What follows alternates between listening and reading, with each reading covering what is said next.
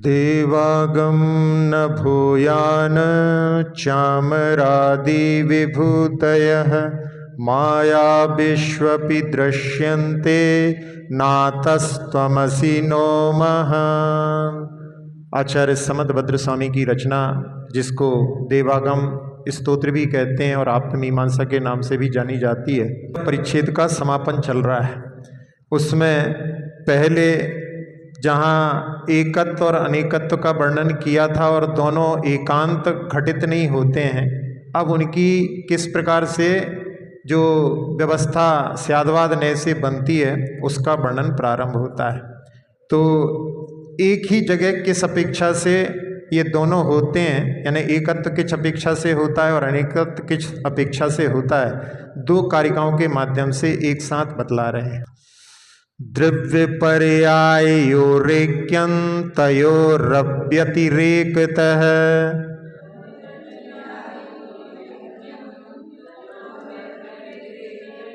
परिणाम विशेषाच्च शक्तिमच्छक्ति भावतः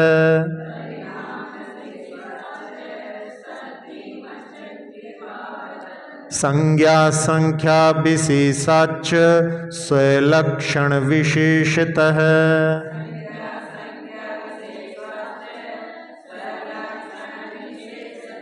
प्रयोजनादि भेदाच्च तन्नानत्वन्न सर्वथा।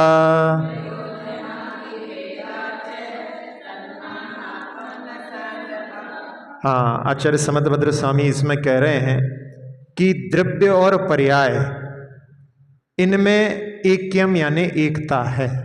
यानी जहाँ पर जो एक यानी किसी अपेक्षा से एकता ना मान करके सर्वथा मानते हैं, तो यहाँ पर कह रहे हैं उनमें एकता है।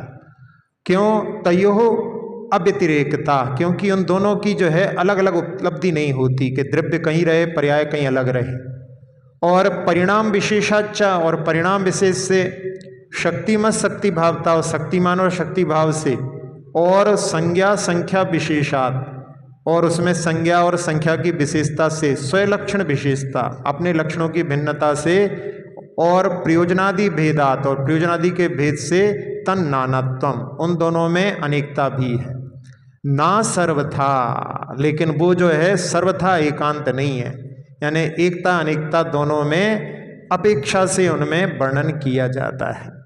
तो जहाँ द्रव्य और पर्याय के बारे में तो आप सभी लोग भी परिचित हैं। तो जहाँ द्रव्य से गुणी का अर्थ लिया, यहाँ पे द्रव्य शब्द जो है उससे गुणी यानी गुण को जो धारण करता है वो द्रव्य होता है, तो गुणी हो गया या सामान्य हो गया या उपादान कारण का ग्रहण किया है। और पर्याय शब्द से गुण, व्यक्ति एवं कार्य द्रव्यों का ग्रहण किया है। अब द्रव्य और पर्याय ये दोनों एक हैं, क्योंकि अलग अलग इनकी उपलब्धि नहीं होती। अशक्य विवेचनत्व है, यानी जैसे संयोगी पदार्थ होते हैं, दूध और पानी मिलकर के एक हो जाते हैं, आप उनको अलग अलग कर सकते हो, लेकिन ऐसे जो है द्रव्य और पर्याय आपस में एक दूसरे से अलग नहीं हो सकते। तो द्रव्य पर्याय में एकत्व, एक वस्तुत्व है, यह प्रतीति सिद्ध है, यानी कल्पना नहीं है केवल, ये बिल्कुल सबके लिए घटित होता है कि स्वर्ण है, स्वर्ण का आभूषण है, तो उसमें स्वर्ण द्रव्य है और उसकी आभूषण उसकी पर्याय है। दोनों कभी भी अलग अलग नहीं हो सकते कि केवल सोना लाओ उसकी कोई पर्याय ना हो, और पर्याय लाओ और उसमें स्वर्ण ना हो, तो ऐसा जो है हो नहीं सकता। तो ये द्रव्य और पर्याय में ये एकता है। अशक्य विवेचनत्व, ये शब्द जिसके माध्यम से इनको अलग अलग किया नहीं जा सकता। और द्रव्य पर्याय में भेद किस अपेक्षा से है कि द्रव्य का जो स्वभाव है वो क्या है? अनादि अनंत एक स्वभाव, जो स्वाभाविक परिणाम है उसका। स्वर्ण जो है, आगे आप कितना भी रूप उसका बदलो, लेकिन स्वर्णपना उसका हमेशा बना रहेगा। और पर्याय जो होती है वो उत्पन्न होती है और नष्ट हो जाती है। जैसे उदाहरण में दिया ही था कि वहाँ घट से जो है मुकुट बना लिया, तो पर्याय जो होती है वो कहीं पर प्रारंभ होती है और कहीं नष्ट हो जाती है। और अनेक स्वभाव रूप होती है, जैसे जैसे उसके रूप बनते जाएं, और वो नैमित्तिक परिणाम है, जहाँ पर जो है निमित्त मिलते हैं उस हिसाब से परिवर्तित हो जाती है। तो द्रव्य इसमें शक्तिमान है और पर्याय जो है शक्ति स्वरूप है, इसकी अपेक्षा से उनमें भेद होता है। द्रव्य एक है और पर्याय उसकी अनेक हैं। संज्ञा भी दोनों की अलग अलग है। जहाँ द्रव्य की संज्ञा आप स्वर्ण कह रहे हो, पर्यायों की संज्ञा में हार, अंगूठी आदि उसके संज्ञा यानी उसका नाम अलग अलग है। प्रयोजन भी भिन्न भिन्न है। इसमें एकत्र रूप ज्ञान, अन्वय रूप ज्ञान, जो द्रव्यादि ज्ञान रूप कार्य द्रव्य होने से एक जो है उसमें अन्वय ज्ञान होता है, और जिसमें अनेक रूप ज्ञान जो पर्याय हैं, अलग अलग पर्याय रूप दिखाई दे रही हैं, तो उसमें व्यावृत्ति रूप ज्ञान, ये कार्य जो हैं पर्याय के द्वारा होते हैं। परिभाषा में भी जहाँ पर लक्षण जो उनके आते हैं तत्वार्थ सूत्र में, गुण पर्यायवत् द्रव्यम, तो गुण और पर्याय वाला द्रव्य होता है, और पर्याय की परिभाषा तद्भावः परिणामः। तो इस प्रकार से उनमें, अब यहाँ पर प्रयोजनादि भेदाच, ये शब्द जो है चौथे लाइन में आया है, तो उसमें आदि शब्द से यहाँ पर काल को ग्रहण किया है। तो काल में क्या है, द्रव्य त्रिकाल गोचर होता है, और पर्याय जो होती है वो केवल वर्तमान काल गोचर होती है। इसलिए एकांत भेद अभेद की मान्यता जो पहले बताई थी वो युक्ति युक्त नहीं है। इस प्रकार से द्रव्य और पर्याय में कथनचित भिन्नता है और कथनचित अभिन्नता सिद्ध होती है। तो इसी को जो है यहाँ पर कथनचित भिन्न है, कथनचित अभिन्न है, फिर उभय अवाच्य और भिन्नत्व के साथ में वक्तव्य, अभिन्नत्व के साथ में वक्तव्य, और भिन्नत्व अभिन्नत्व और उसके साथ में अवक्तव्य, इसके भी जो है 7 भंग बन जाते हैं। तो अपेक्षा के कारण यहाँ पर वर्णन किया गया है, तो वो समीचीन है ना। सर्वथा शब्द के माध्यम से स्वामी समदभद्र स्वामी इसको ही कह रहे हैं कि इनमें जो है एकपना भी है और नानापना भी है। तो जहाँ पर जो ब्रह्म अद्वैतवादी हैं उनके अनुसार पर्याय को वो अवास्तविक समझते हैं, यानी केवल द्रव्य ही है, पर्याय है ही नहीं है उसकी, यानी निकलती नहीं। और बौद्ध लोग जो रहते हैं वो द्रव्य को अवास्तविक समझ करके पर्याय को यथार्थ समझते हैं। तो जहाँ पर्याय निरपेक्ष द्रव्य या द्रव्य निरपेक्ष पर्याय होता है, तो फिर दोनों का ही सद्भाव नहीं बनता, क्योंकि उसमें फिर अर्थक्रिया घटित नहीं होती। यानी कोई मिट्टी हो और उसका कोई आकार नहीं हो, घट रूप नहीं ढले, तब तक वो जल धारण करने की सामर्थ्य युक्त नहीं होती, यानी उसमें अर्थक्रिया ने उसका कार्य नहीं होता। और केवल जो है घट का आकार रहे बिना मिट्टी के, ऐसे घट का आकार कैसे बन सकता है। तो द्रव्य और पर्याय जो हैं दोनों एक दूसरे से युक्त होती हैं। तो इस प्रकार से जहाँ पर एकांत से यदि उनको अपन मानते हैं तो वो वहाँ पर मिथ्या हो जाते हैं। लेकिन यहाँ आचार्य समदभद्र स्वामी ने अपेक्षा से उनमें नानापना भी है, इस प्रकार से वर्णन करके जो पहले उनका था एकांत का वर्णन, उसका यहाँ पर निराकरण करके स्याद्वाद की स्थापना की। इस प्रकार से ये चौथा परिच्छेद समाप्त हुआ। अब इसके बाद में 5वां परिच्छेद प्रारंभ होता है। ज़्यादा बड़ा नहीं है, छोटा ही है। यद्यापेक्षिक सिद्धि स्यान्न द्वयं व्यवतिष्ठते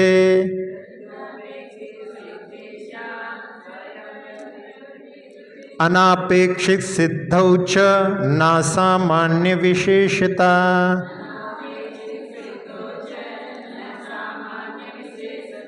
हाँ, अब यहाँ पर दो मत, एक आपेक्षिक और अनापेक्षिक, ऐसे एकांतों की सदुषता को बतला रहे हैं।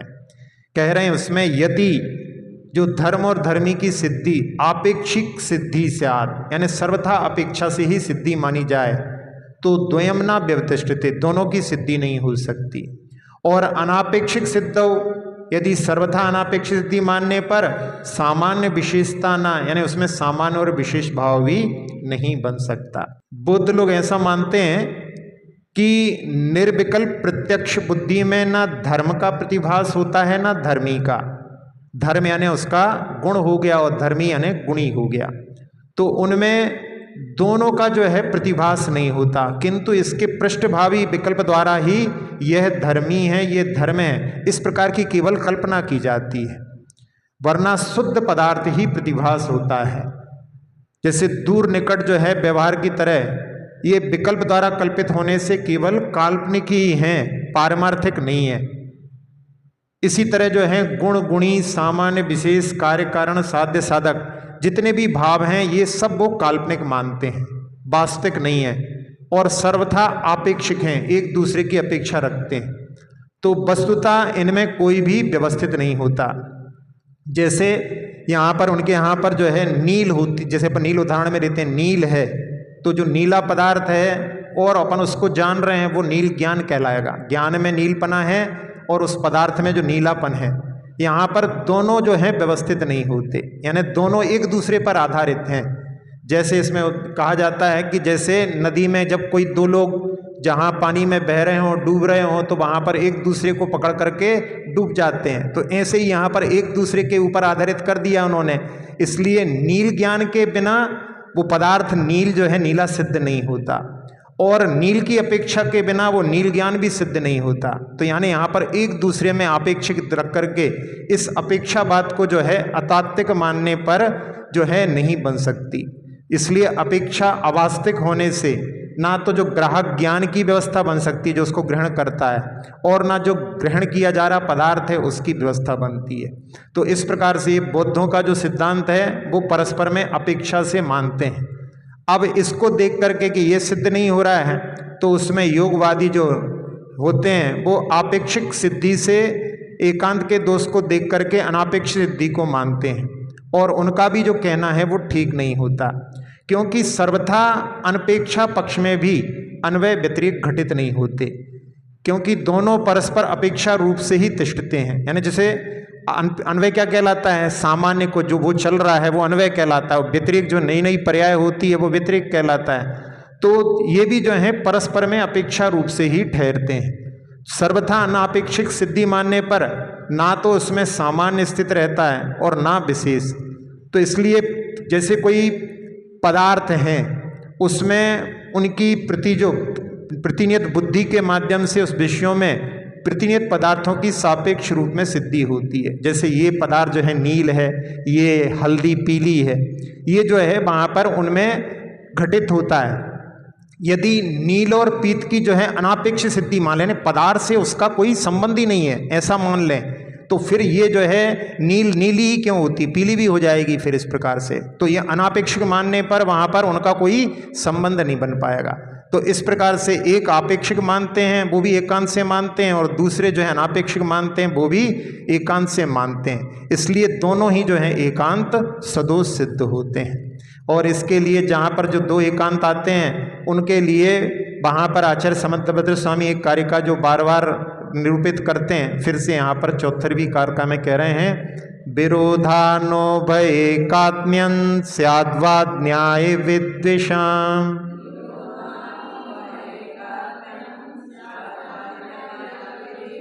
अवाच्यते कांतेप्युक्तिर्नावाच्यमिति युज्यते।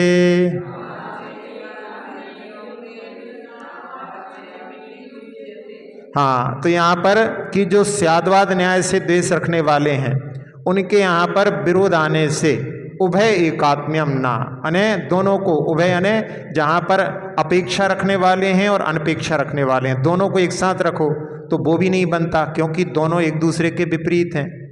और यदि अवाच्य एकांतता का स्वीकार करते हैं तो अवाच्यम इति युक्ति, यानी अवाच्य ऐसा कहने पर भी वो जो है वाच्य हो जाता है। तो इस प्रकार से ये दोनों का जो यहाँ पर एक एक जो हैं अलग अलग मत हैं, वो युगपत भी स्वीकार नहीं किए जा सकते, और अवाच्यता के कारण में भी वो पक्ष निर्दोष नहीं माना जाता, क्योंकि ये अवाच्य ऐसे वचन का प्रयोग भी नहीं हो सकता। इससे एकांत पक्ष निराकृत हो जाते हैं, अनेकांत अपने आप ही सिद्ध हो जाता है। तो एकांतवादियों के दुराग्रह को दूर करने के लिए आचार्य समंतभद्र स्वामी अगले कारिका में कह रहे हैं, धर्म धर्म बिना भावः सिद्ध्यत्यन्योन्य वीक्षया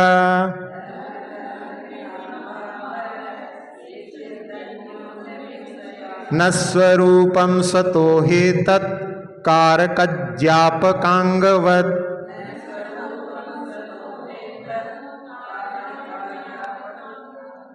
हाँ, धर्म और धर्मी का अविनाभाव परस्पर की अपेक्षा से सिद्ध होता है, यानी उनमें जो गुण हैं और गुणी हैं उनका अविनाभाव जो है परस्पर की अपेक्षा से सिद्ध होता है। लेकिन ना स्वरूप में, इनका स्वरूप नहीं, यानी वो गुण जो है उनमें वहाँ पर अपेक्षा से सिद्ध होंगे, लेकिन उनका स्वरूप जो है वो वहाँ पर परस्पर की अपेक्षा से सिद्ध नहीं होता। क्योंकि यहाँ पर उदाहरण दे रहे हैं, कारक ज्ञापकांगवत, कारक और ज्ञापक के अंगों की तरह ये स्वयं सिद्ध होते हैं। तो कारक जो होता है उसके मुख्य दो अंग होते हैं, एक होता है कर्ता और एक कर्म, और ज्ञापक के दो अंग होते हैं जिसमें प्रमेय और प्रमाण, यानी जानने योग्य पदार्थ और ज्ञान, या उसको बोध्य और बोधक।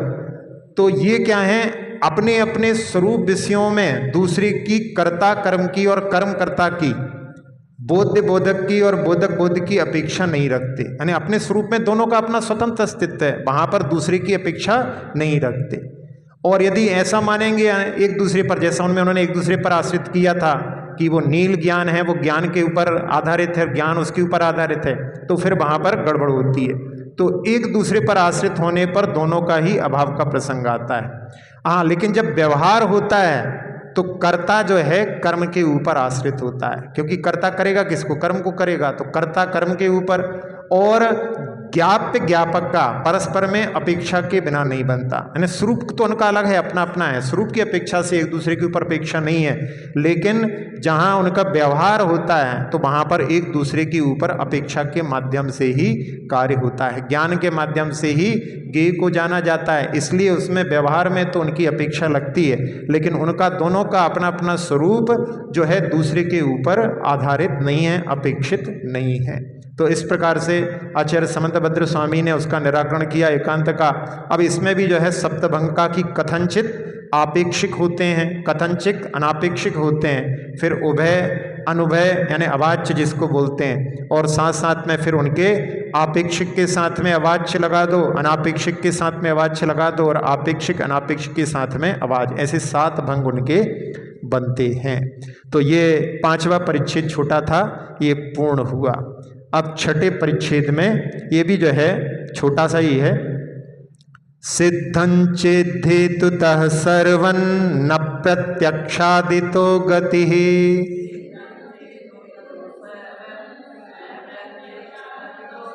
सिद्धं चेदागमात् सर्वं विरुद्धार्थमतान्यपि।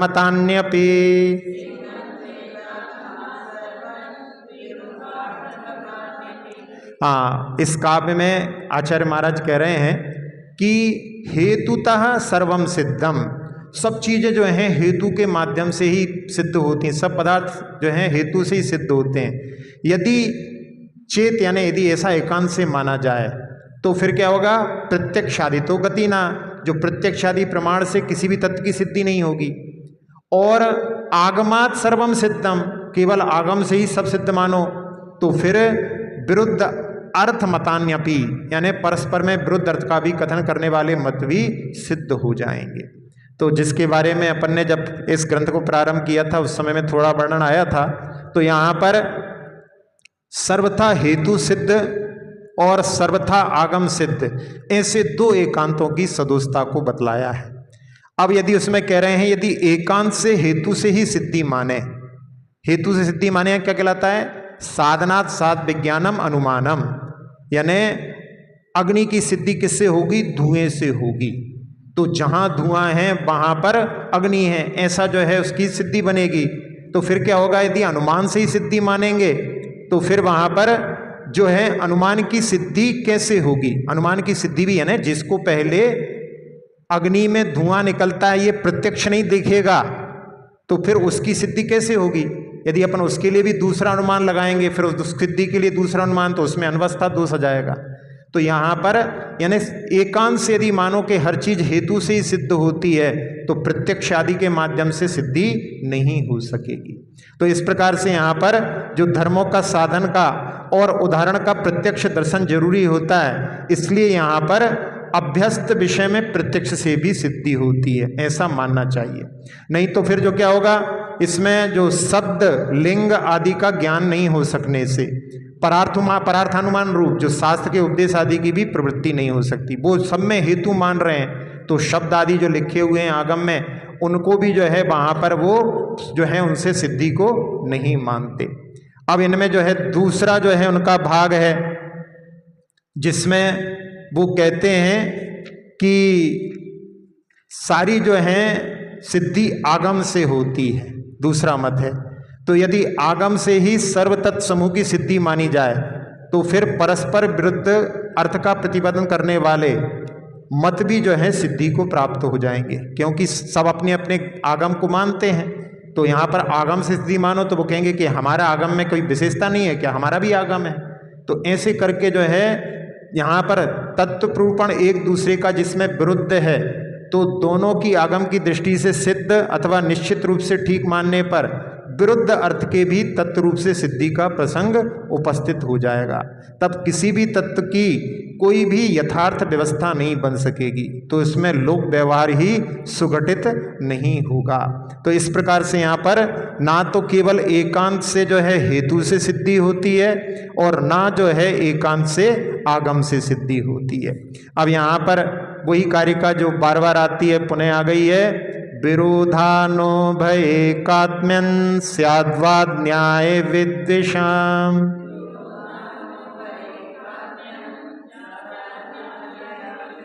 अवाच्यते कांतेप्युक्तिर्नावाच्यमिति युज्यते।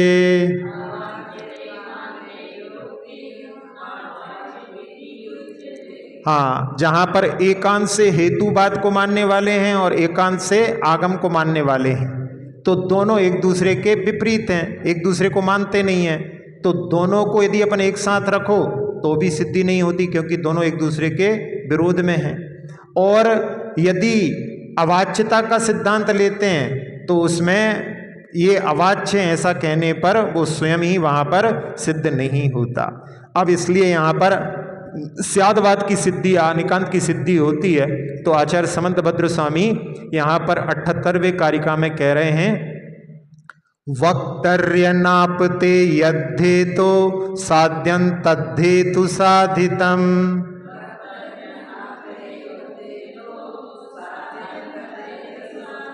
आप्ते वक्तरि तद्वाक्यात् साध्यमागम साधितम्।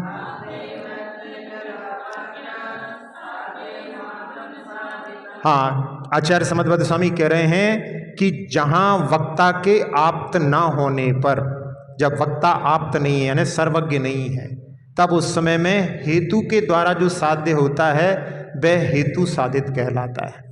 और वक्तरी आप्ते, जब वक्ता के आप्त होने पर तद वाक्यात, उनके वाक्य से जो साध्य होता है वो आगम साधितम कहलाता है।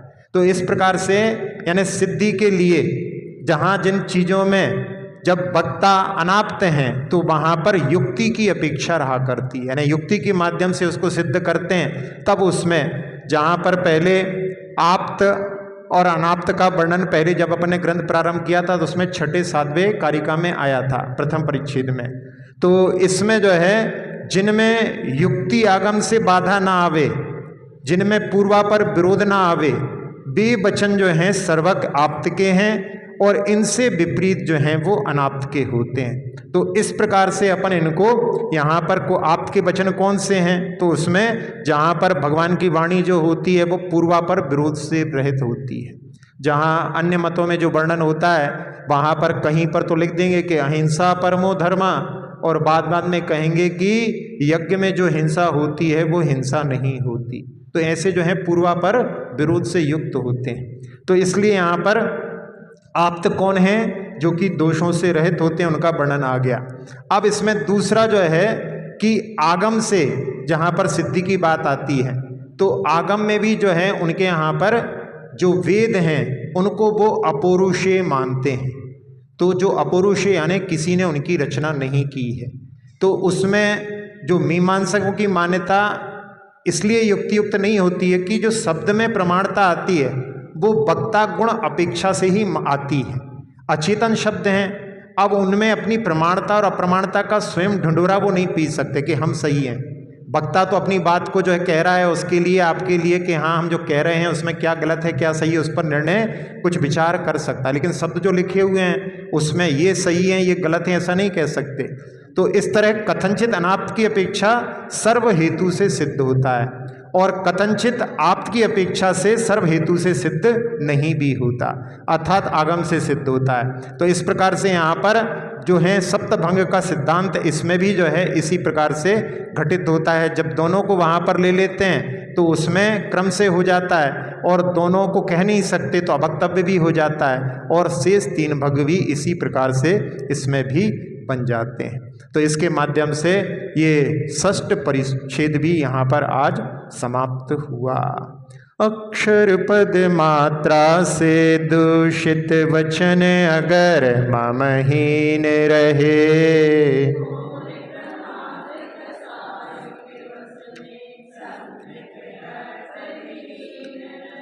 जिन वाणी माता मेरी उन सब त्रुटियों को क्षमा करें, दे आशीष शीघ्र हम सबको केवल लब्धि रमा मिले, प्राप्त हमें हो बोधि समाधि परिणामों की शुद्धि हो, निज आत्म उपलब्ध हमें हो, शाश्वत सुख की सिद्धि हो।